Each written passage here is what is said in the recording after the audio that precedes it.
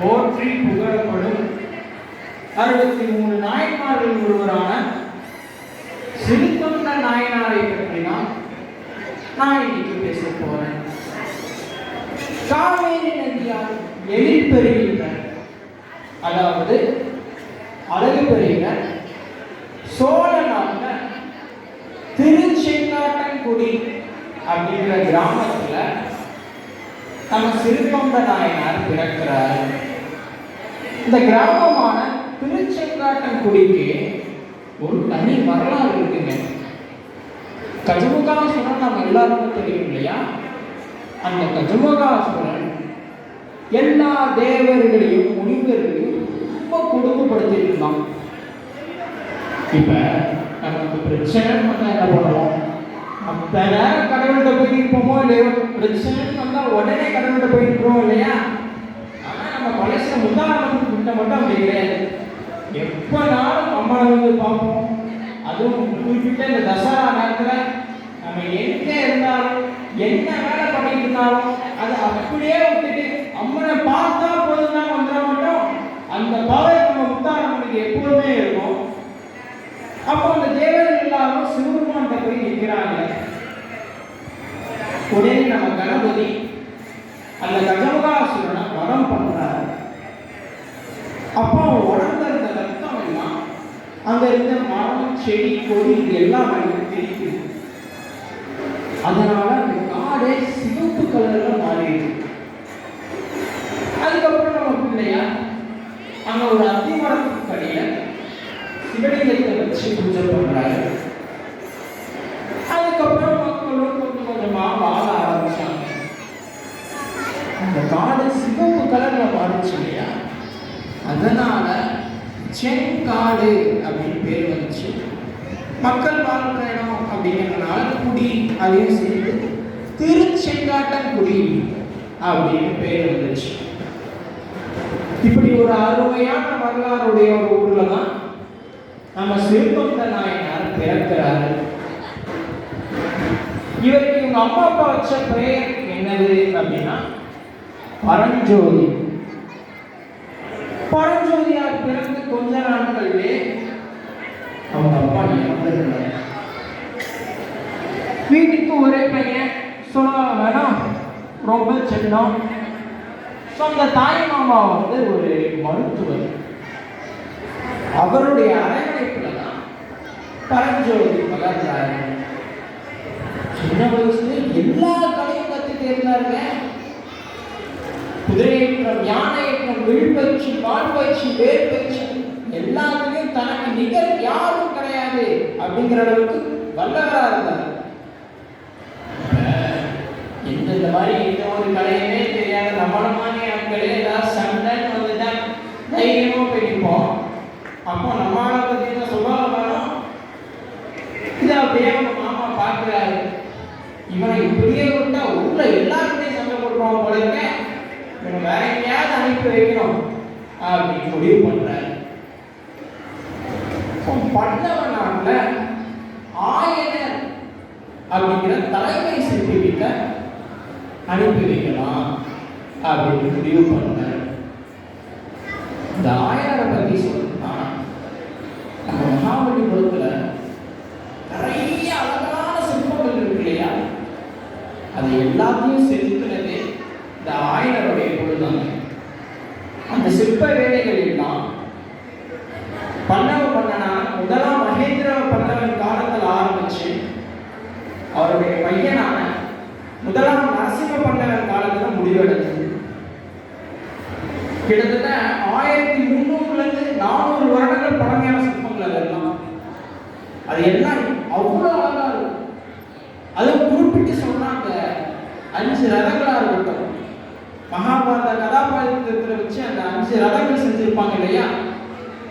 தர்மனுக்கு ஒரு ரதம், பீமனுக்கு ஒரு ரதம், அர்ஜுனனுக்கு ஒரு ரதம், நகுலன் சகாதேவனுக்கு சேர்த்து ஒரு ரதம், திரௌபதிக்கு ஒரு ரதம். அந்த 5 ரதங்களா இருக்கட்டும்.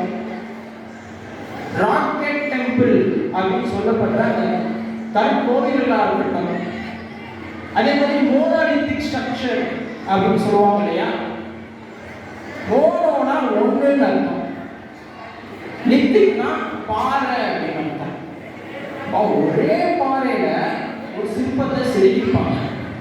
அப்படி செதுக்கிறது தான் மோனோலித்திக் ஸ்ட்ரக்சர் அப்படின்னு சொல்லுவாங்க. அங்க நம்ம மகாபலிபுரத்துல நிறைய சிற்பங்கள் ஒரே பாறையை செதுக்கிப்பாங்க. அதே ஒரு யானையெல்லாம் பார்த்தா அவ்வளோ அழகா செதுக்கிப்பாங்க. என் காலேஜ்ல நிறைய பசங்க நார்த் இந்தியாவில இருந்து வந்திருக்காங்க. இந்த அசாம், நாகாலாந்து, மணிப்பூர் இந்த மாதிரி நார்த் ஈஸ்ட்ல இருந்து நிறைய பசங்க வந்திருக்காங்க. அந்த பசங்களுக்கு சில பேருக்கு நம்ம தமிழ்நாட்டில் தமிழ் பேசுவது கூட தெரிய மாட்டேங்குது. நம்ம உணவு, கலாச்சாரம், பண்பாடு எதுவுமே தெரிய மாட்டேங்குது. ஆனால் தமிழ்நாடுன்னு வந்தால் 2 விஷயம் சொல்றாங்க. ஒன்று நம்ம தஞ்சாவூர் பெரிய கோயில், இன்னொன்று மகாபலிபுரத்தில் இருக்க சிற்பங்கள். அப்போ எப்படி ஒரு டெல்லிக்கு ஒரு தாஜ்மஹால் இருக்கோ அதே மாதிரி நம்ம தமிழ்நாட்டுக்கு தஞ்சாவூர் பெரிய கோவிலும் இந்த மகாபலிபுரத்தில் இருக்க சிற்பங்களும் ஒரு அடையாளமா இருக்கு அப்படின்னே சொல்லலாம். அப்படிப்பட்ட ஒரு தலைமை சிற்பிக்கிட்ட சிற்பக்கலையை கற்றுக்கிறதுக்காக நம்ம பரஞ்சோதியாருடைய மாமா பரஞ்சோதியை அனுப்பி வைக்கிறதுக்கு முடிவு பண்றாரு. பரஞ்சோதிக்கு பெருசா இன்ட்ரெஸ்ட் இல்லை, இருந்தாலும் சொல்லிட்டாரே அப்படிங்கிற காரணத்தினால அவங்க மாட்டை விடைபெற்று கொண்டு கிளம்புறாங்க. இப்போ பிரச்சனை இல்லை, காலையிலிருந்து திருவாரூர் வந்து ஒரு இழுப்பு இருந்தால் போதும் 6 மணி நேரம் சென்னை போயிடலாம். ஆனால் அப்போ அந்த போக்குவரத்து எதுவுமே கிடையாது, சைக்கிள் கூட கிடையாது இல்லையா? எங்கே போனாலும் நடந்துதான் போகிறோம். அவ்வளவு மெதுவாக நடந்து நடந்து நடந்து பல்லவ நாட்டுக்கு போறாரு. பொதுவாகவே சிற்பக்கலைக்கு நம்ம ரொம்ப பொறுமை தேவை. ரொம்ப நேரமா உட்காந்து செலுத்தணும். லைட்டா பிசுத்தா கூட அவ்வளவு நேரம் செலுத்துறது எல்லாம் வீணா போயிடும். ரொம்ப பொறுமையா இருந்தா நம்மளால ஒரு அழகான சிற்பத்தை செலுத்த முடியும். நம்மளும் இளமை பருவத்தை சேர்ந்தவர், ஒவ்வொருத்தருமே சண்டைக்கு போய் நிற்கிறாரு. அப்போ அவரை கூப்பிட்டு ஒரே இடத்துல உட்காரு அப்படின்னு சொல்லி இந்த செதுக்கு சும்மா செதுக்குவானா. அதனால பல்லவ படையை போய் சேர்ந்திருந்தாரு. நம்ம வீட்லையும் நம்ம பெற்றோர் 1000 சொல்லுவாங்க, ஏய் இதை பண்ணு அதை பண்ணு. ஆனால் நமக்கு எது பிடிக்கும் அதானே நம்ம பண்ணுவோம். அதனால அவர் பல்லவ படையில ஒரு சேனை வீரரா போய் சேர்ந்துடுறாரு. கொஞ்ச நாட்கள் கழித்து பல்லவ படைக்கு தளபதியாக மாறுறாரு. கொஞ்ச காலங்கள்ல அவருடைய திறமையின் காரணமாக பல்லவ படைக்கே சேனாதிபதியாக மாறுகிறார். சும்மா இல்லை, நான் ஏற்கனவே சொன்னேன் இல்லையா, 1062 சிறந்தவராக இருந்தார். குதிரை இயக்கம், யானை இயக்கம், வில்பட்சி, வால்பட்சி, வேல்பட்சி தனக்கு நீங்கள் யாரும் கிடையாது அப்படிங்கிறவங்களுக்கு வல்லவராக இருந்தார். அதனாலதான் பல்லவ படையில ஒரு சாதாரண சேனை வீரரா சேர்ந்தவர் பல்லவ படையிலே சேனாதிபதியா மாறிட்டார். பொதுவாகவே நிறைய ஆட்கள் ஒரு துறையில பெஸ்டா இருந்தா அவனுடைய துறையை பார்க்கும்போது கொஞ்சம் நீட்டாக தான் இருப்பாங்க. நம்மளே நிறைய பேர் சொல்லுவோம் இல்லையா, சர்ச்சைலாம் இருக்கிறோட கடவுள் தான் சொல்லுவாங்க. ஆனால் அவர் தெரிஞ்ச பெரியப்பா அப்படின்னு சொல்லுவோம். ஆனால் நம்ம ஆளப்பட்ட வரைக்கும் கல்வியிலும் சிறந்தவராக இருந்தார். கல்வியும் தனக்கு நிகழ் யாரும் கிடையாது அப்படிங்கிற அளவுக்கு இருந்தார். நிறைய விஷயத்தை கற்றுட்டு இருந்தார். கற்றல் பயன் தெய்வனை மனமுதே அப்படிங்கிறதுல ரொம்ப தெளிவாக இருந்தார். இப்படி ஒரு மன்னத்தை தேடி தங்கி செல்வி அதே அளவுக்கு நம்ம சிவபெருமானுக்கு பக்தியா இருந்தார். அடியார்களை பார்த்தா போதுமா உடனே காத்த விழுந்து வணங்கி அவங்களுக்கு தொண்டு செய்ய ஆரம்பிச்சுட்டு வரான். அப்படி அந்த அடியார்களுக்கெல்லாம் தொண்டு செய்யும் போது அவருடைய எஞ்சான் உணவை ஒரு சாணம் உருக்கி தொண்டு செய்வாங்க. அதனாலதான் அவருக்கு சிறு தொண்டு அப்படின்னு பெயரே வந்திருக்கு. சிறு தொண்டருக்கு இந்த காலகட்டத்தில் தான் திருமணமும் நடக்குது. அவருடைய மாமா பொண்ணான திருவெண்காடு நங்கையுடன் திருமணம் நடக்கிறது. நம்ம சிறு தொண்டர் தலைமையாக இருந்த காலகட்டத்திலேயே மும்பையில், அதாவது அந்த காலத்தில் பம்பாயில் ஆனாவிய தலைநகரமாக கொண்ட சாளுக்கிய அரசன் புலிகேசி அப்படிங்கிறவர் பல்லவ நாட்டுக்கு போர் புரிந்து வரணும் அப்படின்னு ஆசைப்படுறாங்க. அது யார் காரணம்னா பல்லவ அரசன் முதலாம் மகேந்திரவர்மன் காலத்தில். அவரும் அதே மாதிரி போர் புரிந்து வாராரு. ஒரு ரொம்ப பயங்கரமா நடக்குது, பல நாட்கள் நடக்குது.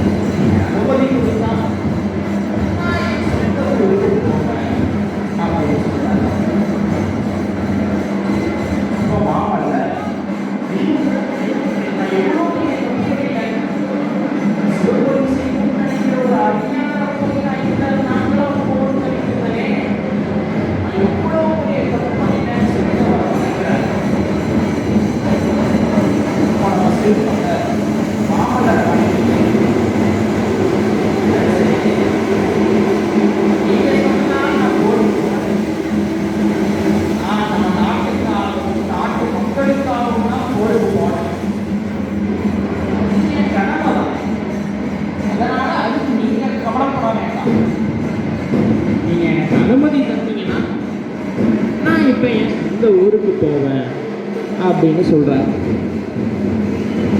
உடனே மாமல்லர் தாராளமாக போங்க, நான் எதுவும் சொல்ல மாட்டேன். ஆனால் கண்டிப்பாக என்கிட்டருந்து நீங்கள் ஏதாவது வாங்கிட்டு தான் போகணும். ஏதாவது என்கிட்டருந்து வாங்கினா தான் நான் உங்களை அனுப்பவே செய்வேன் அப்படின்னு சொல்கிறார். உடனே அதுக்கு சிறு தொண்டர், அரசே, அப்போ அந்த பல்லக்கில் இருக்க அந்த ஒரே ஒரு பொருள் மட்டும் எனக்கு போதும். நான் வாதாபிக்கு போகும்போது வாதாபியோட நுழைவாயில ஒரு விநாயகரை பார்த்தேன். எனக்கு என்னமோ அந்த விநாயகரை பார்த்தோன்னே ரொம்ப பிடிச்சி போயிடுச்சு. போருக்கு போகும்போது கூட அந்த விநாயகரை வணங்கிட்டு தான் போனேன். போர்லேயும் நம்ம வெற்றி பெற்றுட்டோம். அதனால எனக்கு அந்த விநாயகரை மட்டும் தந்தீங்கன்னா நான் அதை தூக்கிட்டு போய் என் ஊரில் வச்சு தினமும் பூஜை பண்ணிக்குவேன் அப்படின்னு சொல்கிறேன். அதுக்கப்புறம் மாமல்லர்கிட்ட விடை பெற்றுக்கொண்டு அவர் மனைவியையும் கூட்டிக்கிட்டு அவருடைய சொந்த ஊரான திருச்செங்காட்டங்குடிக்கு வாராரு. இங்கே அவருடைய சொந்த ஊரில் சொந்த மாளிகையில் தினமும் ஆயிரக்கணக்கான சிவனடியார்களுக்கு விருந்து கொடுக்குறாருங்க. அதுவும் சாதாரணமாக இல்லை, பழம், பால், தேன், பாயாசம், அரிசி உணவு. அடியார்களை பார்த்தா போதும் உடனே காலம் விருந்து வணங்கி பாத பூஜைலாம் பண்ணி நல்ல விருந்து படைக்கிறாரு. ஒரு நாளைக்கு குறைஞ்சபட்சம் 1000 நம்ம சிவபெருமான் பேரை சொல்லிடுவாராம். கிட்டத்தட்ட சொல்லணும்னா அவரே ஒரு அடியார் மாதிரி மாறிடுறார். அட்லீஸ்ட் ஒரு நாளைக்கு ஒரு அடியார் சாப்பிட்டதுக்கு அப்புறம் தான் அவரே சாப்பிடுவாராம். அந்த மாதிரி ஒரு விரதத்தையும் கடைபிடிச்சிட்டு இருந்தார். பொதுவாகவே அந்த காலத்தில் நம்ம தமிழர்கள் விருந்தினர்களை நல்லா கவனிப்பாங்க. அந்த காலத்தில் எல்லாரும் வீட்டு வாசல்லையும் திண்ணங்கிறது இருக்கும். இப்போ நம்ம கொலசை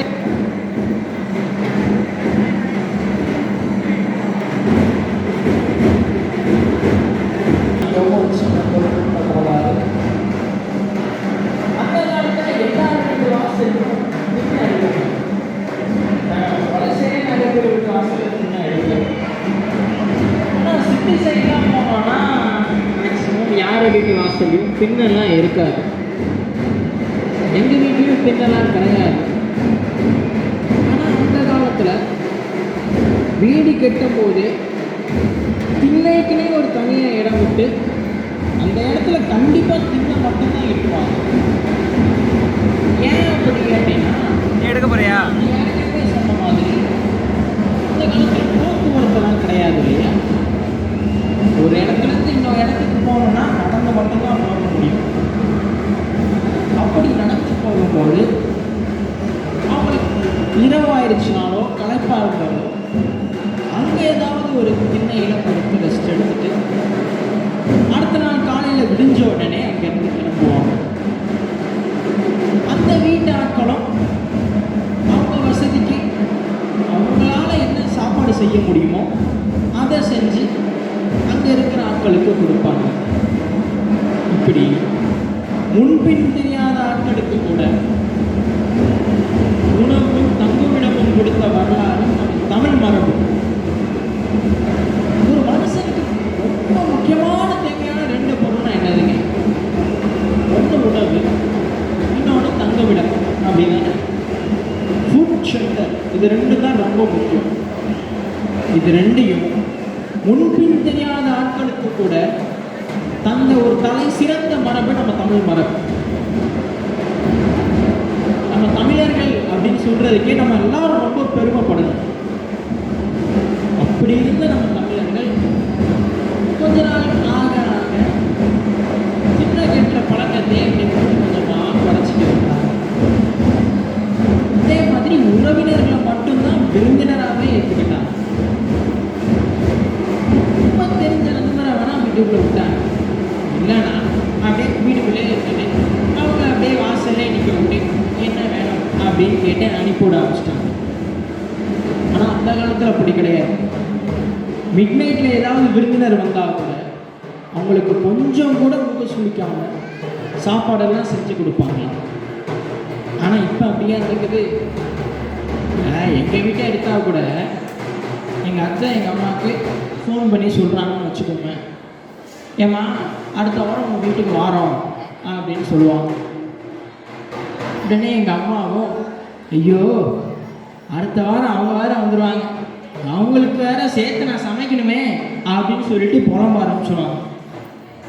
அவங்க தங்க போகிறது என்னமோ ஒரே ஒரு நாள் தாங்க, ஆனால் அதுக்கு எங்கள் அம்மா ஒரு வாரமாக புலம்புவாங்க. எவ்வளோ ஏன் நான் எங்கள் ஆச்சி வீட்டில் சாப்பிட்டுட்டு இருக்கும்போது எங்கள் ஆச்சி முதல்ல ஒரு 2 தோசை வைப்பாங்க. 3ஆவது தோசை வைக்கும்போது தான் ட்விஸ்டே இருக்கு. 3ஆவது தோசை வைக்கும்போது, கிஷோர்மா இதை சாப்பிட்டுட்டு தான் எழுந்திக்கணும் சரியா அப்படின்னு சொல்லுவாங்க. நீங்கள் நினைக்கலாம் இதில் என்னடா ட்விஸ்ட் இருக்கு அப்படின்னு. என்னை விட்டா இன்னும் ஒரு 2-3 தோசை கூட சாப்பிடுவேன். ஆனால் அவங்க இதை சாப்பிட்டு தான் எந்திக்கணும் சரியா, அதாவது இதை சாப்பிட்டு எரிச்சிடுறா அப்படிங்கிறத சிம்பாலிக்காக சொல்லுவாங்க. ஆனால் அந்த காலத்தில் நம்ம தமிழர்கள் இந்த மாதிரிலாம் இல்லை. நம்ம திருவள்ளுவர் அடுத்து பாருங்க, விருந்தோம்பலுக்குன்னு ஒரு தனி அதிகாரத்தையே வச்சுருந்தார். இளையான்குடி மாறனாயர் கதையை நிறைய பேருக்கு தெரிஞ்சிருக்கும். அவரை பற்றி பார்த்தோன்னா ஒரு குடும்பமே ரொம்ப ஒரு கஷ்டப்பட்ட குடும்பத்தை சேர்ந்தவர். அடுத்த வேலைக்கு என்ன உணவு இருக்கான்னு கூட அவர் தெரியாதுங்க. அந்த அளவுக்கு ஒரு கஷ்டப்பட்ட குடும்பத்தை சேர்ந்தவர். ஆனால் தீவிரமான சிவபக்தர், தீவிரமான உழைப்பாளி, ஒரு விவசாயி. என்ன வேலை கிடைச்சாலும் அதை செஞ்சுக்கிட்டு அவருடைய பசியை தீர்த்துக்கிட்டு இருந்தார். அப்போ ஒரு நாள் நெல்லை போய் அவருடைய தோட்டத்தில் விதைச்சிட்டு வருவார். வீட்டுக்குள்ள வந்து உட்கார்ந்துருப்பாரு. பார்த்தா நிறைய சிவனடியார்கள் அவர் வீட்டுக்கு விருந்தினர்களாக வந்துடுவாங்க. இவரும் வீட்டுக்குள்ளே உட்கார வச்சுட்டு அவருடைய மனைவி கிட்ட போய் சாப்பிட்றதுக்கு ஏதாவது உணவு இருக்கா அப்படின்னு கேட்பார். உடனே அவருடைய மனைவியும், இல்லைங்க நீங்கள் நம்ம சாப்பிட்றது கூட உணவு இல்லை, இப்போ நான் என்ன பண்ணுறது அப்படின்னு கேட்குறாங்க. உடனே அவரும், சரி ஏதாவது சமைக்க முடியுமான்னு பாரு அப்படின்னு சொல்கிறாங்க. அவங்களும் போய் ஒவ்வொரு சட்டியாக திறந்து திறந்து பார்க்குறாங்க. ஒன்றும் சரிப்படுற மாதிரி தெரியல. எல்லாத்தையும் பார்த்துட்டேன், உணவுப் பொருள் எதுவுமே வீட்டில் இல்லை, ஒன்றுமே சமைக்க முடியாதுன்னு சொல்கிறாங்க. இப்போ அவருக்கு என்ன பண்ணுறதுனே புரியல. அடியார்கள் வேறு பசியாக இருக்காங்க, என்ன பண்ணலான்னு யோசிக்கும் போது வேகமாக தோட்டத்துக்கு ஓடுறார். அங்கே போய் அப்பா விளைச்சி வச்சுருந்தார் இல்லையா, அந்த நெல் எல்லாத்தையும் எடுத்துகிட்டு வந்து அதை நல்லா கழுவி அதை வச்சு சமைச்சு அந்த அடியார்களுக்கெல்லாம் கொடுத்து அவங்களுடைய பசியை தீர்த்தார். அதனால் அவருக்கு அந்த இடத்திலே நம்ம சிவபெருமான் காட்சி கொடுத்து அவரை நாயன்மார்கள் வரிசையில் சேர்த்துக்கிட்டார். இப்படியே அந்த காலத்தில் எல்லா தமிழர்களுமே நல்ல விருந்தினர்களை கவனிச்சாங்க. இப்போ நம்ம சிறு தொண்டரை பற்றி மட்டும் என்ன சுவாக வேணும், நல்ல விருந்தினர்களை கவனிப்பார். நம்ம திருஞான சம்பந்தர் இருக்கார் இல்லையா, அவர் நம்ம சிறு தொண்டருடைய வீட்டுக்கு ஒரு நாள் வந்தார். அவர் வாராரு அப்படிங்கிற செய்தி தெரிஞ்ச உடனே சிறு தொண்டருக்கு ரொம்ப சந்தோஷம். அவர் வீட்டில் எல்லா இடத்துலையும் நிறைய விளக்குகளை ஏற்றி வைக்கிறார். எங்கே பார்த்தாலும் அகல் விளக்கு, அதே மாதிரி நிறைய நிறைகுடங்களாக இருக்கு.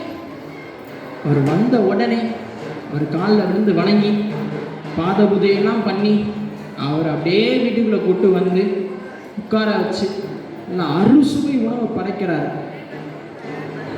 நம்பியாண்டா நம்பி என்ன சொல்றாருன்னா, திருஞான சம்பந்தரின் அன்பை சிறு தொண்டர் பெற்றதால் நாம் சிறு தொண்டரை வணங்கினால் திருஞான சம்பந்தரை வணங்கிய பலனும் நமக்கு கிடைக்கும் அப்படின்னு சொல்றாரு.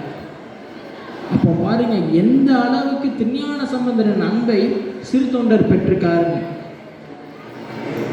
இந்த காலகட்டத்தில் நம்ம சிவபெருமானுடைய அருளால சிறு தொண்டருக்கும் அவருடைய மனைவிக்கும் ஒரு அழகான ஆண் குழந்தை பிறக்குது. பொதுவாகவே குழந்தை பிறந்தா எல்லாருக்கும் சந்தோஷமாக தானே இருக்கும். அதனால் அன்றைக்கி அவர் மாளிகையே ஏதோ திருவிழா நடக்கிற இடம் மாதிரி அப்படியே கிராண்டாக இருக்குது. வர்றவங்க போகிறவங்க எல்லாருக்கும் சாப்பாடு போடுறாரு. சிவனடியார்கள் எல்லாருக்கும் துணிகளாக கொடுக்குறாரு. தெரிஞ்சவங்களுக்கு நகைகள் பணம்னு சொல்லிட்டு வாரி மறைக்கிறார். அந்த குழந்தைக்கு சீராள தேவர் அப்படின்னு பேரும் வைக்கிறாரு. 3 வயசு ஆன உடனே சீராள தேவருக்கு மொட்டை போட்டு காதும் குத்துறாரு. 5 வயசுல பள்ளிக்கூடத்துக்கு சேர்க்கணும் இல்லையா, அதனால சீராள தேவரை கூட்டிட்டு போய் ஒரு பள்ளிக்கூடத்துலையும் சேர்த்து விடுறாரு. நம்ம எல்லாரும் சொல்லுவோம், நான் ரொம்ப நல்லவன், நான் என்னத்தான் இந்த சிவபெருமான் ரொம்ப சோதிக்கிறாரு அப்படின்னு சொல்லுவோம் இல்லையா. அது என்னமோ உண்மைதாங்க. நல்லவங்களை சிவபெருமான் கண்டிப்பாக சோதிப்பார். ஆனால் கட்டாயமாக கைவிடவே மாட்டார். சோதிப்பார், ஆனால் கைவிடவே மாட்டார். நம்ம எல்லாரையும் சோதிக்கிற நம்ம சிவபெருமான் அவருடைய பக்தனை மட்டும் என்ன சோதிக்காமையா இருப்பாரு? சோதிக்கவும் முடிவு பண்ணுறாரு. ஒரு நாள் சிறு தொண்டரை வீட்டுக்கு ஒரு அடியார் கூட சாப்பிட வரல. அவருக்கு ஒன்றுமே புரியல. என்னடா இது, தினமும் ஆயிரக்கணக்கான அடியார்கள் நம்ம வீட்டுக்கு வந்து விருந்து சாப்பிடுவாங்க, இன்னைக்குன்னு பார்த்து ஒரு அடியார் கூட வரலையே, என்ன ஆச்சு அப்படின்னு சொல்லிட்டு குட்டி போட்ட பூனை மாதிரி அப்படியே வீட்டுக்குள்ளேயே அலையிறாரு. ஐயோ, நான் எதுவும் பாவம் பண்ணிட்டேனா? சிவபெருமான் எனக்கு கோபமாக இருக்காரா? இப்போ நான் என்ன பண்ணுறது? காலையிலேருந்து ஏன் ஒரு அடியார் கூட நம்ம வீட்டுக்கு வரல அப்படின்னு புலம்பிட்டு இருக்கார். அப்போ அவருடைய மனைவி, கவலைப்படாதீங்க, கண்டிப்பாக நம்ம வீட்டுக்கு சிவனடியார்கள் வருவாங்க, நீங்கள் கொஞ்ச நேரம் பொறுமையாக இருங்க அப்படின்னு சமாதானம் பண்ண பார்க்குறாங்க. ஆனால் அவர் சமாதானம் ஆகிற மாதிரி தெரியல. எனக்கு என்னமோ இன்னைக்கு என் விரதத்துக்கு இடையூறு வந்துடும் அப்படின்னு தோணுதுன்னு சொல்கிறார். உடனே அவருடைய மனைவி, அப்படின்னா பேசாதீங்க, நம்ம ஊருக்குள்ளே போய் பார்த்துட்டு வாங்க, அங்கே ஏதாவது வீதிகளில் ஏதாவது ஒரு அடியார் இருந்தால் அவரை கூட்டிகிட்டு வாங்க, நம்ம விருந்து சமைச்சு கொடுப்போம். நீங்கள் போகிற நேரத்தில் நம்ம வீட்டுக்கு எதாவது அடியார் வந்தால் கூட நான் உட்கார வைக்கிறேன். அதனால் வேகமாக ஊருக்குள்ளே போய் ஏதாவது அடியார் இருக்காரா பார்த்துட்டு வாங்க அப்படின்னு சொல்கிறாங்க. உடனே அவரும், சரி, அப்போ நம்ம வீட்டுக்கு தான் அடியார் இருந்தால் அவரை உட்கார வை, நான் ஊருக்குள்ளே போய் பார்த்துட்டு வரேன்னு சொல்லிட்டு வேகமாக ஊருக்குள்ளே போகிறார். அதே நேரத்தில் ஒரு வயசான சிவனடியார், இங்கே சிறு தொண்டர் வீடு எங்கம்மா இருக்குது அப்படின்னு கேட்டுக்கிட்டே அவருடைய வீட்டுக்கு வரார். வீட்டு வாசல் நின்றுட்டு ஐயா ஐயா அப்படின்னு கூப்பிடுறாரு. சிறு தொண்டர் வீட்டில் அவருடைய பணிப்பெண்ணான சந்தன நங்கை அப்படிங்கிற பெண் வெளியில் வராங்க. அம்மா, இது சிறு தொண்டர் வீடு தானே அப்படின்னு கேட்குறாரு. ஆமாம் ஆமாம், இது சிறு தொண்டர் வீட்டு தான். நீங்கள் யார்? இல்லைம்மா, நான் வடநாட்டிலேருந்து வரேன், நான் ஒரு சிவனடியார். இங்கே சிறு தொண்டர் அப்படிங்கிறவர் அடியார்களுக்கு எல்லாருக்கும் விருந்து கொடுப்பாருன்னு சொன்னாங்க, அதனால தான் அவரை பார்த்துட்டு விருந்தையும் சாப்பிட்டுட்டு போகலான்னு வந்தேன். ஓ, வாங்க சுவாமி, நீங்கள் வந்ததில் எனக்கு ரொம்ப சந்தோஷம். இவ்வளோ நேரம் அவர் வீட்டில் தான் இருந்தார், நீ காலையிலேருந்து ஒரு அடியார் கூட அவர் வீட்டுக்கு வரலேன்னு ரொம்ப கவலையாக இருந்தார். இங்கே வந்த விஷயம் அவர் தெரிஞ்சுன்னா ரொம்ப சந்தோஷப்படுவார். கொஞ்ச நேரம் உட்காந்துருங்க, கண்டிப்பாக இப்போ வீட்டுக்கு வந்துடுவார் அப்படின்னு சொல்கிறாங்க. உடனே இதற்கு அந்த அடியார், இல்லைம்மா, பெண்கள் தனிச்சிருக்க வீட்டில் நான் இருக்கிறதில்ல அப்படின்னு சொல்கிறார். பாருங்க, அந்த காலத்தில் எப்படி இருந்திருக்காங்க. பெண்கள் தனியாக இருக்க வீட்டில் கூட இருக்க மாட்டேன்னு சொல்கிறாங்க. ஆனால் இந்த காலத்தில் பாருங்கள், பெண்களுக்கு எதிராக எவ்வளோ கொடுமைகள் நடக்குது. சரி, வாங்க நம்ம கதைக்குள்ளே வரும். அப்போ சிறு தொண்டருடைய மனைவி வீட்டுக்குள்ளேருந்து வேகமாக ஓடி வராங்க. சுவாமி, வாங்க சுவாமி, நீங்கள் வந்ததில் எனக்கு ரொம்ப மகிழ்ச்சி. நாங்கள் கண்டிப்பாக ஏதோ புண்ணியம் பண்ணியிருக்கோம், அதனால தான் நீங்கள் எங்கள் வீட்டுக்கு வந்திருக்கீங்க. அவர் இவ்வளோ நேரம் வீட்டில் தான் இருந்தார். காலையிலேருந்து புலம்பிக்கிட்டே இருந்தார். என்னடா இது, அடியார் என்ன நம்ம வீட்டுக்கு ஒரு அடியார் கூட வரலையேன்னு ரொம்ப புலம்பிட்டு இருந்தார். இப்போ நீங்கள் வந்து செய்தி தெரிஞ்சால் ரொம்ப சந்தோஷப்படுவார். இப்போ தான் ஊருக்குள்ளே போய் அந்த அடியார்கள் இருக்காங்களான்னு பார்க்கறதுக்காக போனார். கொஞ்ச நேரம் உட்காந்துருங்க, கண்டிப்பாக வந்துடுவார் அவர் அப்படின்னு சொல்கிறாங்க. உடனே அதுக்கு அந்த சிவனடியார், இல்லைம்மா, ஆண்கள் இல்லாத வீட்டில் நான் எப்போதுமே இருக்க மாட்டேன். வேணா ஒன்று பண்ணுறேன். இந்த அத்திமரத்துக்கு அடியில் ஒரு விநாயகர் கோயில் இருக்கு இல்லையா, அங்கே உட்காந்துருக்கேன். சிறு தொண்டர் வந்த உடனே என்னை வந்து பார்க்க சொல்லுங்க அப்படின்னு சொல்லிட்டு அவர் நடக்க ஆரம்பிச்சிடுறார்.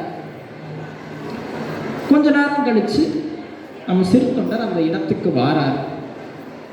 வந்து அவருடைய மனைவி கிட்ட, அம்மா, ஊர் ஃபுல்லாக தேடி பார்த்துட்டேன், ஒரு அடியாரை கூட காணோம், எனக்கு இப்போ என்ன பண்ணுறதுன்னு தெரியல அப்படின்னு சொல்கிறார். உடனே அவங்க மனைவி, நீங்கள் கவலைப்படாதீங்க, இவ்வளோ நேரமாக நான் ஒரு அடியாரை கூட தான் பேசிகிட்டு இருந்தேன், அவர் உங்களை தேடி தான் வந்தார். ஆனால் இப்போ தான் பெண்கள் தனிச்சிருக்க வீட்டில் இருக்க மாட்டான்னு சொல்லிட்டு நம்ம விநாயகர் கோயிலில் போய் உட்காந்துருக்கேன்னு போனார். நீங்கள் வேகமாக போய் அவளை கூட்டிகிட்டு வாங்க, நம்ம அவருக்கு விருந்து சமைச்சு கொடுக்கலாம் அப்படின்னு சொல்கிறாங்க. உடனே அவர், உண்மையாவா சொல்கிற, இதோ உடனே போய் கூப்பிட்டு வரேன்னு சொல்லிட்டு வேகமாக கணபதி கோயிலுக்கு ஓடுறார். அங்கே போய் அந்த அடியாரை பார்த்து அவர் காலில் விழுந்து வணங்கி, சுவாமி, நீங்கள் எங்கள் வீட்டுக்கு வந்ததில் எனக்கு ரொம்ப சந்தோஷம், நான் கண்டிப்பாக ஏதோ புண்ணியம் பண்ணியிருக்கேன், நீங்கள் எங்கள் வீட்டுக்கு வாங்க சுவாமி, நான் விருந்து சமைச்சு தாரேன் அப்படின்னு சொல்கிறார். உடனே அதுக்கு அந்த அடியாரம் அவர் அப்படியே மேலே இருந்து கீழே வரைக்கும் பார்க்குறாரு. பார்த்துட்டு, இல்லைப்பா, எனக்கு என்னமோ ஒன்றால் எனக்கு சாப்பாடு தர முடியாதுன்னு தோணுது அப்படின்னு சொல்கிறார்.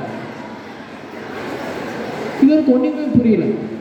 என்ன சுவாமி, நீ காலில் இருந்து ஒரு சிவனையாரை கூட என்னால் பார்க்க முடியல, நீங்கள் வந்துட்டீங்க அப்படிங்கிற செய்தி தெரிஞ்சோடனே நான் ரொம்ப சந்தோஷப்பட்டேன், இப்போ என்ன சுவாமி நீங்களும் இப்படி சொல்கிறீங்க அப்படின்னு கேட்குறாரு. உடனே அதுக்கு அந்த சிவனடியார், இல்லைப்பனே, நான் மற்ற சிவனடியார்கள் மாதிரி கிடையாது, வடநாட்டை சேர்ந்தவன், 6 மாதத்துக்கு ஒரு தடவை தான் நான் சாப்பிடவே செய்வேன், அப்படி சாப்பிடும் போதும் பசு வதைத்து தான் உண்பேன் அப்படின்னு சொல்கிறாரு. உடனே நம்ம சிறுத்தொண்டர் சிரிச்சுக்கிட்டே, அவ்வளோதானா சுவாமி, நானும் ஏதோ பயந்துட்டேன், கவலையே படாதீங்க, என்னால் உங்களுக்கு சாப்பாடு கொடுக்க முடியும், ஏன்னா என் வீட்டில் 3 வகையான பசுவும் இருக்குது, அதனால் எங்கள் வீட்டுக்கு வாங்க, உங்களுக்கு நான் விருந்து சமைச்சு தாரேன் அப்படின்னு சொல்கிறார். உடனே அதுக்கு அந்த அடியார், எல்லாம் சரிதான், ஆனால் அதுக்கு ஒரு சில கண்டிஷனும் இருக்குது, அதை முதல்ல கேளுன்னு சொல்லிட்டு அந்த கண்டிஷனை சொல்கிறார். நான் சொல்கிற அந்த பசுவானது 5 வயசு இல்லைன்னா அதுக்குள்ளதான் இருக்கணும், வீட்டுக்கு தலைப்பிள்ளையாக இருக்கணும், உடம்புல எந்த ஒரு காயமோ கீரலோ இந்த மாதிரி எந்த ஒரு தளமும் இருக்கக்கூடாது. இது எல்லாத்தையும் விட புண்ணில் வேலை பாய்க்கிற மாதிரி ஒரு விஷயத்த சொல்கிறாரு பாருங்க. அந்த குழந்தைய தாய் அவங்க மடியில் வச்சுக்கணும், தந்தை வாழை வச்சு தலையை அறியும் பொழுது தாய் தந்தை மகன் இவங்க 3 பேர் முகத்திலையும் கவலை எதுவுமே இருக்கக்கூடாது, சந்தோஷம் மட்டும்தான் இருக்கணும்னு சொல்கிறார். இந்த இடத்துல நான் பெரியபுராணம் புத்தகத்தில் படிக்கும்போது கழுத்தை வெட்டுறதுக்கு அறியும் ஆரி சின்னறி அப்படிங்கிற வார்த்தையை பயன்படுத்தியிருப்பாங்க. பொதுவாகவே இப்போ நம்ம ஏதாவது ஒரு தலையை வெட்டுறோம் அப்படின்னா, இப்போ ஆடு தலையோ கோழி தலையோ அதெல்லாம் வெட்டுறோம் அப்படின்னா அறுக்கும் பொழுது ஆறு அந்த பெரிய பயன்படுத்துவோம் இல்லையா, அறுக்கும் பொழுது அப்படிங்கிற வார்த்தையை பயன்படுத்துகிறோம். இந்த வார்த்தையை எதுக்கு பயன்படுத்துகிறோம் அப்படின்னா, இப்போ நம்ம அந்த தலையெல்லாம் வெட்டும்போது அது உடம்பு துடிக்கும் இல்லையா? அப்படி அது உயிருள்ள பொருளுங்கன்னா அதோட உடம்பு துடிக்குது. எது தலையெல்லாம் வெட்டும்போது அது துடிக்கணும். அதுக்கு நம்ம ஏர் ரூ, அந்த பெரிய ரூ இருக்கு இல்லையா, அறுத்தல் அப்படிங்கிற வார்த்தையை பயன்படுத்துவோம். இதே இது இப்போ காய்கறிகள் இருக்கு, கீரைகள் இருக்கு, இதுக்கெல்லாம் உயிர் கிடையாது. இதை நம்ம வெட்டுறோம்னா அறியும் பொழுது, அதாவது சின்ன அறி அப்படிங்கிற வார்த்தையை பயன்படுத்துவோம். சரி, இந்த இடத்துல அந்த குழந்தையும் ஒரு உயிர்வுள்ள ஒரு குழந்தை. இப்போ அது தலையை விட்டும் போது எதுக்கு இந்த சின்ன அறியும் பொழுது அப்படிங்கிற வார்த்தையை பயன்படுத்தியிருக்காங்க அப்படின்னா, அந்த குழந்தையோட தலையை விட்டும் போது அந்த குழந்தை துடிக்க கூடாது, அதுவும் அதை சந்தோஷமா ஏற்றுக்கணும். அதுக்காக அந்த அறியும் பொழுது அப்படிங்கிற வார்த்தையை பயன்படுத்தியிருக்காங்க. இதெல்லாம் அப்படியே சிறுத்தொண்டர் கேட்கிறார். சரி சுவாமி, கவலையப்படாதீங்க, கொஞ்ச நேரத்தில் விருந்து சமைச்சிட்டு உங்களை வந்து பார்க்க அப்படின்னு சொல்லிட்டு வீட்டுக்கு கிளம்பிடுறாரு. வீட்டில் போய் அவங்க மனைவிட்ட நடந்த கதைகள்லாம் சொல்கிறாரு. என்ன மனைவி அப்படியே கேட்டுட்டு, இப்போ என்னங்க பண்ணுறது, யார் அவங்களுடைய குழந்தைய அப்படி தருவா அப்படின்னு கேட்குறாங்க. ஏன்னா சிறு தொண்டை நிறைய காசு கொடுத்தாங்கன்னா யாராவது அந்த குழந்தையை தரலாம். ஆனால் எந்த ஒரு தாயும் தகப்பனும் தான் குழந்தை சாகதான் போகுது அப்படின்னு தெரிஞ்சும் கண்டிப்பாக சந்தோஷமா கொடுக்கவே மாட்டாங்க. அதனால இதுக்கு ஒரே வழி, அம்மா குழந்தையே சமைச்சு அடியாருக்கு கொடுக்கறது தான் அப்படின்னு சொல்றாரு. இதை கேட்டோன்னே அவங்க மனைவியும் கணவன் சொல்லப்பட்டாங்க மனைவி போல சரின்னு சொல்லிட்டு ஒத்துக்கிறாங்க. ஆனால் இந்த காலத்துலாம் பார்த்தோம்னா நிறைய வீட்டில் மனைவி சொல் கட்டாத கணவன் அப்படின்னு தான் இருக்காங்க. என்ன சிரிக்கிறீங்க, உங்கள் வீட்டில் அப்படின்னா சரி நம்ம கணக்கில் வரும். அவர் அப்படியே பள்ளிக்கூடத்துக்கு போகிறார். பள்ளிக்கூடத்தில் போய் சீராளதேவரை பார்க்குறாரு. சீராளதேவருக்கு ரொம்ப சந்தோஷம். வேகமாக அவங்க அப்பாவை பார்த்து ஓடி வரார். பொதுவாகவே எல்லா குழந்தைகளும் இந்த ஸ்கூல் முடிஞ்ச நேரத்தில் ரொம்ப சந்தோஷமாக இருப்பாங்க. காலையில் போகும்போது அப்படியே எல்லாரும் போகும்போதும் ஒரு வருத்தம் இருக்கும். எப்படா இந்த 4 மணி பெல் எப்படா இருக்குன்னு பார்த்துட்டு கரெக்டாக 4 மணி பெல் அடித்தோன்னா இந்த ஸ்கூலில் ரொம்ப சத்தமாக எல்லாரும் கற்றுக்கிட்டு ஜாலியாக இருப்பாங்க. அவர் 5 வயசு குழந்தை. அவங்க அப்பாவை பார்த்தாங்க, வேகமாக ஓடி வர சிறுத்தொண்டரும் அவருடைய பையனை தூக்கி அவருடைய தோளில் வச்சு அப்படியே வீட்டுக்கு கூட்டிட்டு வர. இந்த சீராளதேவரை பற்றி சொல்லணும்னா அவரும் வந்து ஒரு அவரோட முதின பிறவியில் ஒரு முனிவராக பிறந்திருப்பார். அதனால் இப்போ அவருடைய அப்பா அவர் ஒரு அடியாருக்கு உணவு சமைத்து கொடுக்கலாம் கூட்டிகிட்டு போகிறாரு அப்படிங்கிற விஷயம் அவருக்கு தெரியும். ஆனால் இறந்ததுக்கப்புறம் கேவலம் இந்த உடம்ப ஒரு நாயும் பேயும் சாப்பிட்றதுக்கு பதிலாக இப்போ ஒரு அடியார் சாப்பிட போகிறாருன்னு நினச்சி அவர் சந்தோஷப்படுறாரு.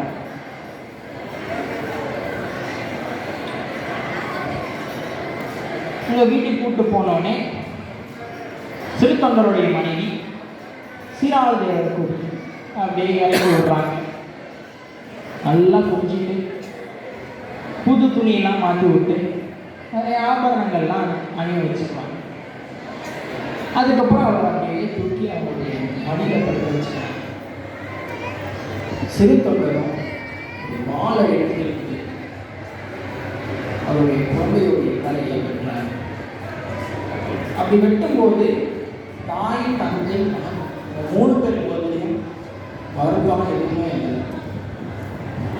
தலையை வெட்டினதுக்கப்புறம் அந்த தலையை மட்டும் தனியாக எடுத்து வச்சுட்டு வீட்டு பணிப்பெண்ணான சந்தனங்கையை கொடுத்து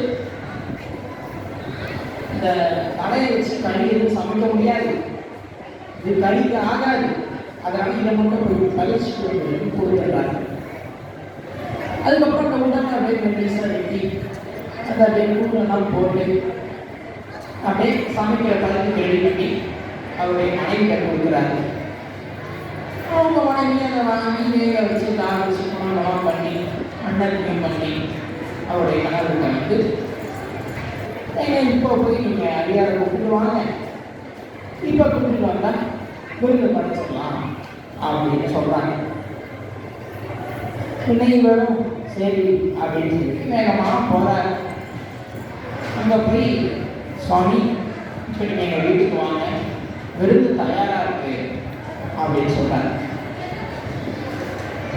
உடனே அதுக்கு அந்த சிவனடியாரோ அப்படியா எல்லாம் நான் சொன்ன மாதிரி தானே பண்ணியிருக்கீங்க, எல்லா கண்டிஷனும் ஃபாலோ பண்ணீங்களா அப்படின்னு கேட்குறாரு.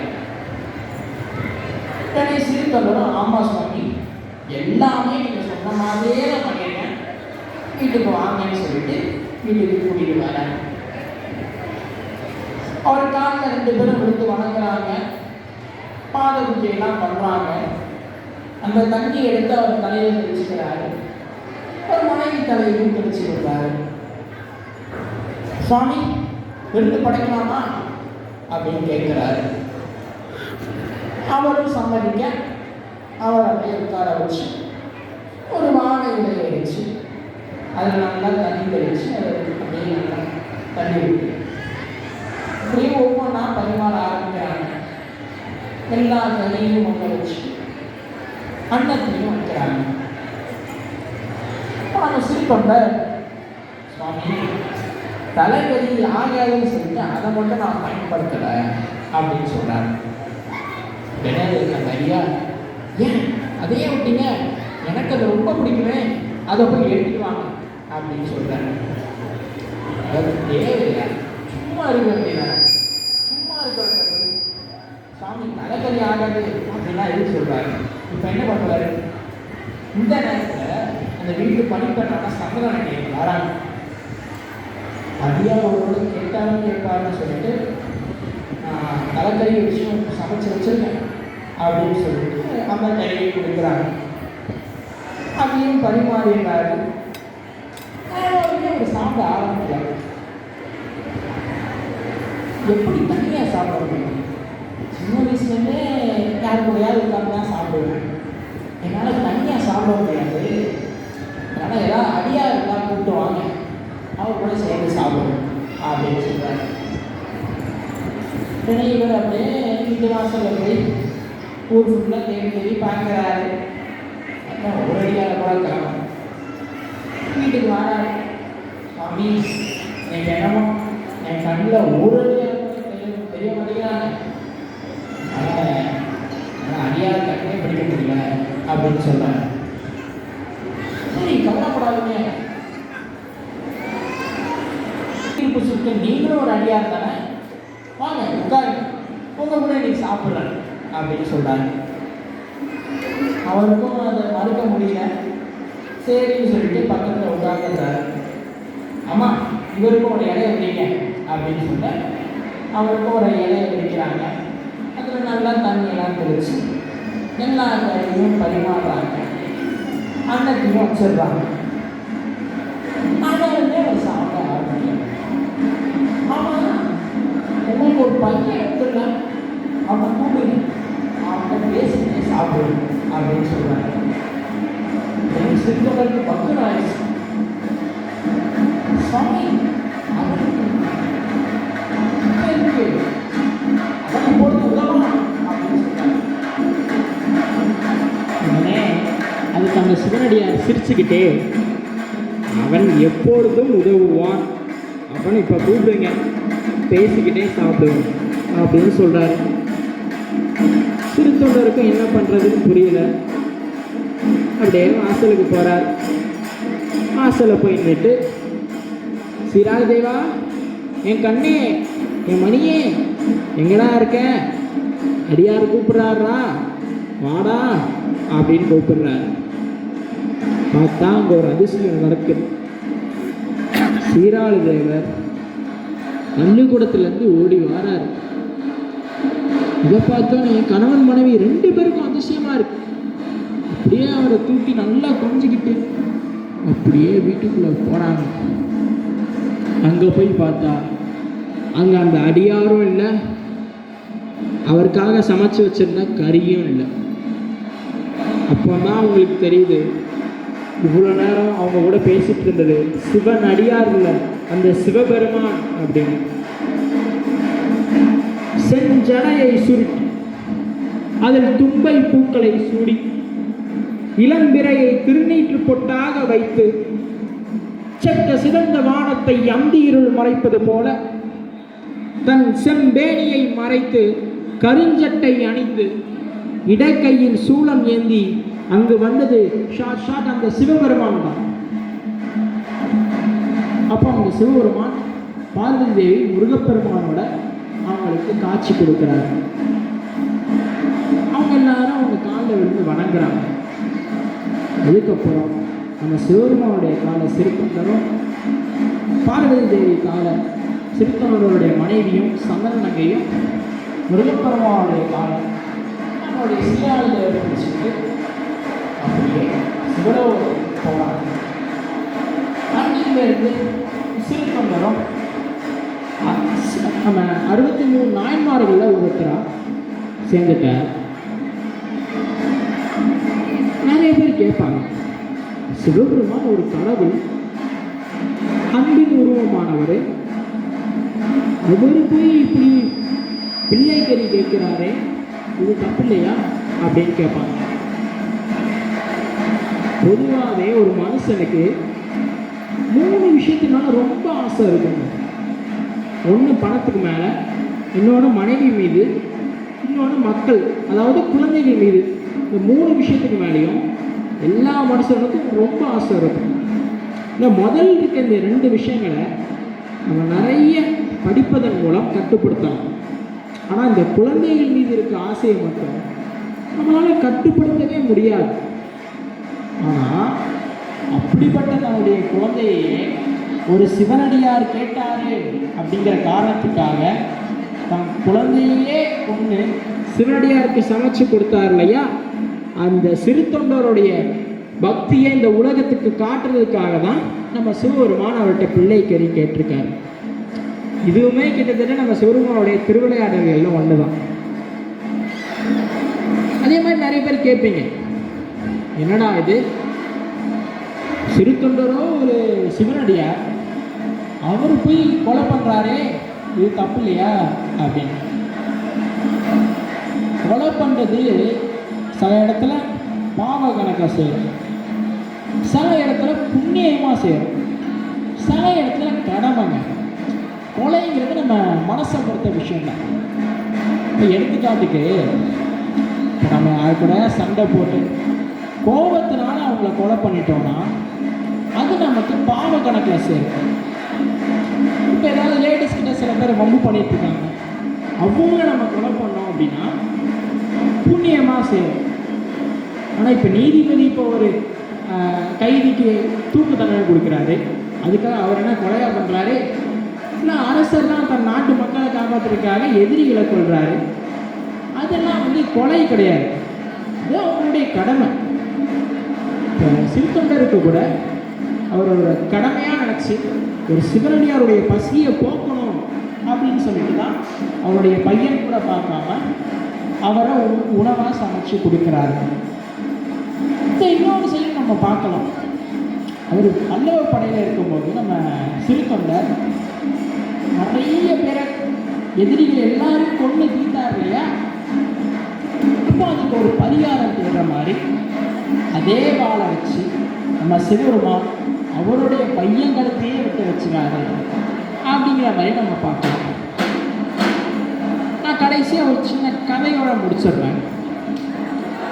ஒரு ஊரில் ஒரு சிவனடியார் அப்படியே மெதுவாக நடந்து வாரார். பொதுவாகவே சிவனடியார்கள் ஒரு இடத்துல இருக்க மாட்டாங்க, ஒவ்வொரு கோயிலுக்காக போய் அங்கே நல்லா சிவபெருமான வணங்கிட்டு அப்படியே அங்கேருந்து இன்னொரு இடத்துக்கு போய் அங்கே நல்லா சிவபெருமான வணங்கிட்டு யாரை கோயிலுக்கு போவாங்க. அங்கே ஒரு இடத்துல இருக்க மாட்டாங்க, எல்லா கோயிலுக்கும் போய் சிவபெருமான வணங்கணும் அப்படிங்கிறதெல்லாம் மோட்டிவாக இருப்பாங்க. அப்போ அதே மாதிரி அந்த சிவனடியார் ரொம்ப வயசானவர் போல் ரொம்ப களைப்பாக இருந்தார். அதனால ஒரு மரத்துக்கு அடியில் உட்கார்றாரு. இப்போ இங்கேயே ஒரு சிவனடியாக இருந்து உட்கார்ந்தாருன்னா என்ன பண்ணுவோம்? நம்ம எல்லாரும் அவரை சுற்றிட்டு ஒவ்வொன்றா கேட்க ஆரம்பிச்சிருவோம் இல்லையா? அதே மாதிரி அவரையும் மக்கள் எல்லாரும் சுற்றிடுறாங்க. சுவாமி, என் பொண்ணுக்கு கல்யாணம் ஆகலை. சுவாமி, என் பையனுக்கு வேலை கிடைக்கல. சுவாமி, எனக்கு எப்போ குழந்தை பிறகுன்னு சொல்லுங்கள் அப்படின்னு ஒவ்வொரு கொஸ்டினாக கேட்குறாங்க. அவரும் அப்படியே பொறுமையாக எல்லாத்துக்கும் பதிலளிச்சுட்டே இருக்கார். கடைசியாக, நீங்கள் இத்தனை கொஸ்டின் கேட்டீங்களே, நான் அவங்க எல்லாருக்கும் ஒரே ஒரு கேள்வி கேட்குறேன்னு சொல்லிட்டு, இங்கே இருக்க ஆட்களில் இது வரைக்கும் நான் பொய் சொன்னதே கிடையாது அப்படிங்கிற மாதிரி யாராவது இருக்கீங்களா அப்படின்னு கேட்குறாங்க. சரி, இப்போ இதே கேள்வியை நான் இங்கே கேட்குறேன். இங்கே இருக்க ஆட்களில் நான் இது வரைக்கும் பொய் சொன்னதே இல்லை அப்படின்னா யாராவது கை தூக்குங்க பார்ப்போம். இது யாருமே இல்லை, இங்கேயுமே யாரும் இல்லை. ஆனால் அந்த மக்கள் என்ன சொல்கிறாங்க? சுவாமி, எனக்கு ஒருத்தர் தெரியும், அவர் இது வரைக்கும் அவர் வாழ்க்கையில் பொய் சொன்னதே கிடையாது அப்படின்னு சொல்கிறாரு. உண்மையிலையா? பொய் சொன்னதால நம்ப முடியலையே, யார் இது அப்படின்னு கேட்குறாரு. சுவாமி, அவர் பேர் கந்தசுவாமி. அவர் எங்கள் ஊருக்காக தான், இது வரைக்கும் அவர் வாழ்க்கையில் பொய் சொன்னதே கிடையாது அப்படின்னு சொல்கிறாங்க. அப்படியா? உடனே அந்த கந்தசுவாமியை போய் கூப்பிட்டுவாங்க, நான் அவரை பார்க்கணும் அப்படின்னு சொல்கிறாங்க. மக்களும் அவரை போய் கூப்பிடுறதுக்காக போகிறாங்க. அவர் மற்றவங்கிட்ட சரி அவரை பற்றி கொஞ்சம் சொல்லுங்கள் கேட்போம் அப்படின்னு சொல்கிறாங்க. மக்கள் எல்லாரும் சொல்கிறாங்க, சுவாமி, அவர் பேர் கந்தசுவாமி, ஒரு 60 வயசு இருக்கும், மொத்தம் 3 பசங்க, ஊர்லேயே அவர் தான் பெரிய பணக்காரு, கிட்டத்தட்ட ஒரு 4-5 லட்சம் கிட்ட வச்சுருப்பாரு அப்படின்னு சொல்கிறாங்க. கொஞ்ச நேரத்தில் இந்த கந்தசுவாமியும் வந்துடுறாரு.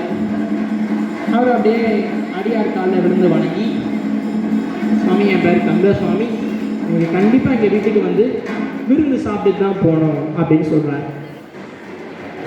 உடனே அதுக்கு அந்த அடியார், கண்டிப்பாக வரேன், உங்கள் பேர் தான் கந்தசாமியா? உங்களுக்கு வயசு என்ன அப்படின்னு கேட்குறாரு. உடனே அதுக்கு அந்த கந்தசுவாமியும், சுவாமி, என் வயசு 3 வருஷம் 5 மாதம் 7 நாள் அப்படின்னு சொல்கிறார். என்னடா இது, 3 வருஷம் 5 மாதம் 7 நாளா? என்ன சொல்கிறாரு? குழப்பமாக இருக்கே. சரி, அதை விடுங்க, உங்களுக்கு மொத்தம் எத்தனை பசங்க? சுவாமி, எனக்கு ஒரே ஒரு பையன். என்னடா இது, இவரை போய் இவங்க மக்கள் எல்லாரும் பொய்யே சொல்லாதாலும் ஒன்று தான் பேசுவார் அப்படி தான் சொல்கிறாங்க. கேட்ட 2 கேள்விக்குமே ஏதோ பொய்யான பதில் சொல்கிறாரு. சரி, அவன்கிட்ட எவ்வளோ சொத்து இருக்கும், சும்மா குத்து மதிப்பாக சொல்லுங்கள் அப்படின்னு கேட்குறாரு. உடனே அவர், சுவாமி, என்கிட்ட ஒரு 10,000 ரூபாய் இருக்குது அப்படின்னு சொல்கிறார். உடனே அவர் அப்படியே ஊர் மக்களை பார்த்து, இவரை போய் பொய் சொல்லாத ஆளுன்னு சொல்கிறீங்க, கேட்ட எல்லா கேள்விக்கும் பொய் தான் சொல்கிறாரு அப்படின்னு சொல்கிறாரு. உடனே அதுக்கு அந்த கந்தசுவாமி, சுவாமி, ஒரு நிமிஷம் அப்படின்னு சொல்லிட்டு வேகமாக வீட்டுக்கு போய் அவருடைய கணக்கு புத்தகத்தை தூக்கி வந்து காமிக்கிறார். பார்த்தா அதில் இப்போ கையில் இருக்க அமௌண்ட் வந்து 5 லட்சம் அப்படின்னு இருக்கு. 5 லட்சம் ரூபா வச்சுருக்கீங்களே, அப்போ என்ன ஏதோ 10,000 தான் இருக்குன்னு என்கிட்ட பொய் சொன்னீங்க? ஐயோ சுவாமி, நான் பொய் சொல்லலை, அதே மாதிரி இது ஏன் பணம் கிடையாதுன்னு சொல்லிட்டு முந்தின பக்கத்தை காமிக்கிறாரு. ஏன்னா தானம் தர்மத்திற்காக செலவு பண்ண பணம் 10,000 ரூபாய் இருக்கு. சுவாமி, நான் இறந்ததுக்கப்புறம் அது என் கூட வராது, இதுதான் என் கூட வரும், அதனால தான் இதை நான் ஏன் போனோம்னு சொல்கிறேன் அப்படின்னு சொல்கிறார். அது சரிதான், உங்களுக்கு மொத்தம் எத்தனை பசங்கன்னு கேட்கும் போது மக்கள் எல்லாரும் 3 பசங்க நாங்கள், நீங்கள் என்ன ஒரே ஒரு பையன் சொல்கிறீங்க? ஓ, அதுவா சுவாமி, நீங்கள் எங்கள் வீட்டுக்கு வந்து பாருங்கள், உங்களுக்கே புரியும்னு சொல்லிட்டு வீட்டுக்கு கூப்பிட்டு போனார். அங்கே போய் மூத்த பையனான கணேசா கணேசா மூத்த பையனை கூப்பிடுறாரு. மூத்த பையன் வீட்டுக்குள்ள உட்காந்து, அப்போ சாப்பிட்டு இருக்கோம்ப்பா, சாப்பிட விட மாட்டியாப்பா, ஏன்ப்பா இப்படி தொல்லை பண்ற அப்படின்னு சொல்றான். 2வது பையனான ஈஸ்வரா ஈஸ்வரான் 2வது பையனை கூப்பிடுறாரு. 2வது பையன் உள்ள உட்காந்து, ஏன்பா இப்படி தொல்லை பண்ற, தூங்க கூட விட மாட்டியாப்பா அப்படின்னு சொல்றான். மூணாவது பையனான முருகான் கூப்பிட்டு முடிக்கிறதுல மூணாவது பையன் வேகமா ஓடி வந்து, பா உள்ள வாங்கப்பா சுவாமி, உள்ள வாங்க சுவாமின்னு சொல்லிட்டு கூப்பிட்டு உட்கார வச்சு தண்ணி கொடுத்து பணம்லாம் கொடுக்குறான். உடனே அந்த அடியாருக்கே புரிஞ்சுது, இது சரி நம்ம வயசை பற்றி கேட்கும்போது ஏதோ 5 மாதம் 3 வருஷம் 7 நாள் நம்ம ஏதோ சொன்னீங்களே, அதுவா சாமி, என் வயசு இப்போ 3 வருஷம் 5 மாதம் 7 நாள். நான் ஏன் அப்படி சொன்னேன்னா, தினமும் ஒரு நாளைக்கு இறைவனுக்காக 1 மணி நேரம் தான் செலவு பண்ணணும். அது எல்லாத்தையும் இப்போ நம்ம கூட்டி கழிச்சு பார்த்தா இப்போ என்னோட வயசு 3 வருஷம் 5 மாதம் 7 நாள் அப்படின்னு சொல்கிறாங்க. உடனே அந்த அடியார் மன மகிழ்ச்சியோட அவர் வீட்டில் போய் கிளம்புறாங்க. இந்த கதையில் நமக்கு என்ன தெரியுது அப்படின்னா, இறைவனுக்காக செலவிடும் நேரமே நமது வயது. பெற்றோர் சொல் மதிக்கும் குழந்தையே உண்மையான குழந்தை. அதே போல் தானம் தர்மத்திற்காக செலவிடும் பணமே நமது பணம். அதனால் அனைவரும் தானம் தர்மத்திற்காக செலவிடுவோம், பெற்றோர்கள் சொல்லை மதிப்போம், இறைவனுக்காக நேரத்தை ஒதுக்குவோம் என்று கூறி எனக்கு வாய்ப்பளித்த அனைத்து நல்லுள்ளங்களுக்கும் நன்றி கூறி, தங்கத்தை விட விலையதிகம் தண்ணீர், தங்கத்தை விட விலையதிகம் தண்ணீர், தண்ணீரை விட விலையதிகம் நேரத்தில், தண்ணீரை விட விலையதிகம் நேரத்தில், அத்தகைய பொன்னான நேரத்தை எனக்காக ஒதுக்கி நான் பேசுவதை கேட்ட அவர்கள் அனைத்து நன்றிகளுக்கும் நன்றி கூறி விடைபெறுகிறேன்.